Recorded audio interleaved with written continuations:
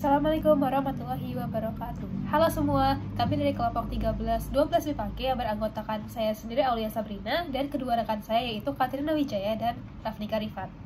Nah, di kesempatan kali ini kami akan mempresentasikan materi kami yang berjudul Iman dan Pandemi.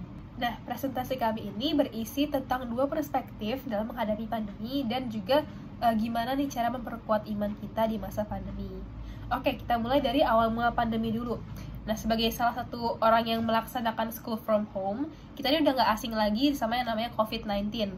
Mulai ditemukan di Wuhan, China di tahun 2019, hingga masuknya virus tersebut ke Indonesia pada tahun 2020, atau tepatnya di bulan Februari. Sejak itulah, berbagai tantangan yang sebenarnya tuh nggak kita harapkan itu datang ke hidup kita. Tantangan tersebut tuh kayak mulai dari perubahan sistem pembelajaran dan kerja, ada juga banyak orang yang kehilangan pekerjaannya, hingga ditinggal sama orang yang mereka sayangi. Saya akan menjelaskan apa saja dampak dari pandemi. Yang pertama, dampak positifnya. Nah, dampak positifnya pertama yaitu kita jadi punya waktu untuk ngelakuin apa aja. Walaupun kadang tugas kita numpuk, tapi jadwalnya itu jadi lebih fleksibel dan itu bisa ngasih kita waktu untuk menggunakan kesempatan itu untuk belajar skill-skill yang baru. Yang kedua, kita bisa belajar hal-hal baru. Nah, kita bisa belajar cara pakai Zoom, kita bisa belajar cara pakai Google Meet, GCR, dan lain-lain. Kemudian dampak positif yang ketiga itu kita bisa buka usaha kecil. Nah, belakangan ini tuh banyak banget thrift shop atau toko kerajinan tangan yang didirikan oleh generasi muda. Kemudian dampak positif yang keempat yaitu kita ada waktu untuk merenung. Nah, entah kita bisa merenungkan tentang masa depan kita, tentang dosa-dosa kita, atau juga hal-hal lainnya. Selanjutnya, saya akan menjelaskan mengenai dampak negatif dari pandemi. Yang pertama, yaitu banyaknya korban. Baik korban jiwa karena pandemi itu sendiri maupun korban PHK atau pemutusan hubungan kerja. Yang kedua, sulitnya mendapat pekerjaan. Dan yang ketiga adalah sekolah menjadi lebih rumit. Baik itu kendala jaringan seperti kuota habis, bisa juga kondisi rumah yang kurang kondusif, dan juga kurang efektifnya belajar secara online. Wala nabluwannakum hatta na'lama ilmu jahidina minkum wasabirina wa nabluwa akhbarakum. Oke, lanjut. Pandemi itu harusnya mendekatkan atau menjauhkan kita dari Allah sih? Oke, pandemi ini itu bisa dibilang berkah sekaligus malapetaka.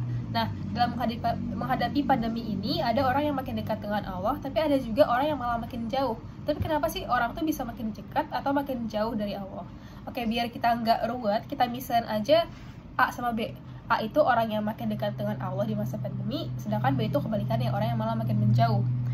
Oke, ada beberapa alasan yang bikin A sama B itu punya pandangan yang berbeda, punya outcome yang berbeda. Kalau di A itu biasanya tuh dia tuh mikir, oh pandemi ini bawa berkah bagi hidup gue. Yang pertama, gue bisa belajar hal-hal baru. Dua, gue punya banyak waktu nih buat ngerenung tentang diri gue dan mikirin masa depan gue. Bisa juga dia tuh berpikir dengan adanya pandemi ini tuh gue dapet pengalaman baru yang berguna bagi masa depan gue. Contoh, kan selama pandemi ini banyak pekerjaan yang jadinya kurang stabil ya. Si A itu mungkin mikir, oh untung ada pandemi ya, kalau nggak ada pandemi mungkin gue nggak tahu pekerjaan apa yang sifatnya tuh stabil walaupun ada musibah dadakan kayak pandemi kayak gini. Nah, si B itu mungkin tipe orang yang mikir, aduh pandemi ini bikin hidup gue makin sengsara. Kenapa? Karena pertama, ortu gue kehilangan pekerjaan. Sekarang mau bayar apa-apa tuh malah jadi ribet gitu, nggak ada uangnya. Kedua, gue tuh mau belajar aja susah. Gimana ya? Mau beli kuota, tapi nggak ada uang. Sedangkan kalau belajar kan butuh internet kan di zaman sekarang. Dan yang ketiga, dia tuh mau kerja sampingan atau mau bikin bisnis baru, tapi dipersulit. Kenapa dipersulit? Karena bisnis yang dari dulu udah berdiri, yang dulu tuh stabil, sekarang karena pandemi aja bisa jatuh, apalagi bisnis yang baru. Nah, tapi ini setelah aku ngomong kayak gini, disclaimer sedikit, kalau nggak semua orang yang ada di musibah itu malah menjauh ya. Banyak orang yang ketimpa musibah, tapi iman itu malah makin kuat. Nah, orang itu biasa berprinsip blessing in disguise. Terus gimana kalau misalnya kita punya kenalan kayak si B? Nah, kita bisa kasih mereka semangat. Caranya tuh kita bisa mendengarkan keluh kesah mereka hingga mereka tuh merasa lebih tenang. Atau kita bisa juga bantu mereka mencari solusi dari masalah mereka yang sedang mereka hadapi. Kemudian kita bisa juga kayak kuatkan mereka dengan hadis atau ayat mengenai cobaan. Dan yang terakhir, kita bisa ingatkan kalau Allah sudah menyiapkan jalan yang terbaik untuk mereka. Oke, tadi kan kita udah ngomongin gimana cara menyemangati teman kita yang imannya goyah di masa pandemik ini. Tapi gimana sih sikap kita menghadapi pandemik agar iman kita tetap kuat? Nah, ada satu sabda Rasulullah dalam hadis dari Anas bin Malik radhiyallahu anhu yang berbunyi, tidaklah penyakit menular tanpa izin Allah dan tidak ada pengaruh dikarenakan seekor burung, tetapi yang mengagumkanku ialah al-fa'lu atau optimisme, yaitu kalimat hasanah atau kalimat thayyibah, kata-kata yang baik. Hadis riwayat Bukhari Muslim. Jadi kita harus bersikap optimis dan menghadapi persoalan dengan pikiran dingin, karena sebenarnya Allah telah menyiapkan yang terbaik untuk kita selama kita mau berusaha dan berdoa.